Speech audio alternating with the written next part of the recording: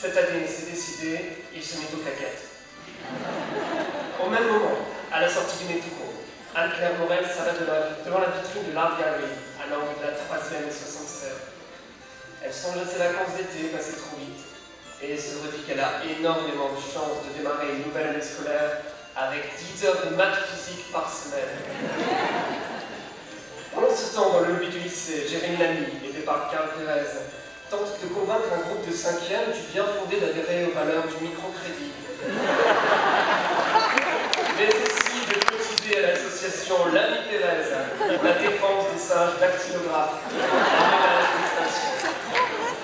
Quelques minutes plus tard, après de nombreuses embrassades et quelques regards vers la tenue vestimentaire de Camille Lacaze, ma foi, tout à fait dress code en ce jour de rentrée, les derniers arrivés s'installent en salle 519. Le silence se fait, et tout commence par un solennel « Bonjour ». La tribu TS2 est née. La tribu M terminer les cours du vendredi à 1h25 pour ensuite aller manger taille.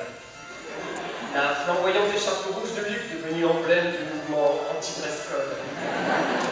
Organiser des repas de classe auxquels elle n'invite pas son professeur principal.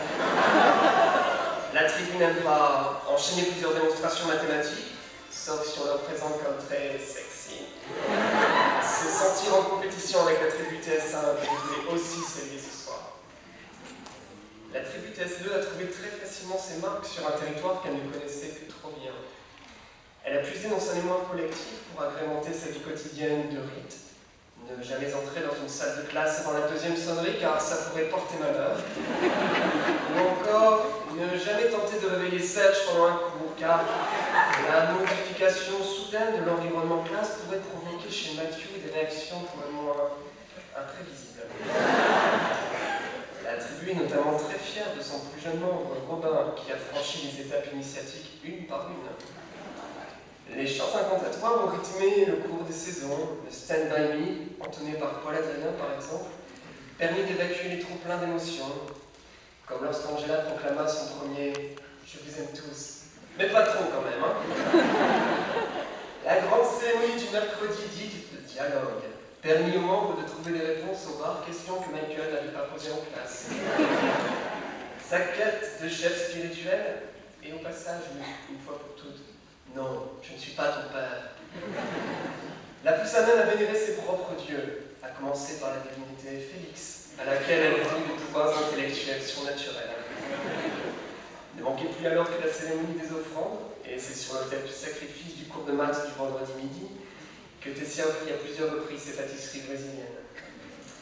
Dans le cadre de la préparation à l'ultime cérémonie dite du baccalauréat, le clan parcourra les routes.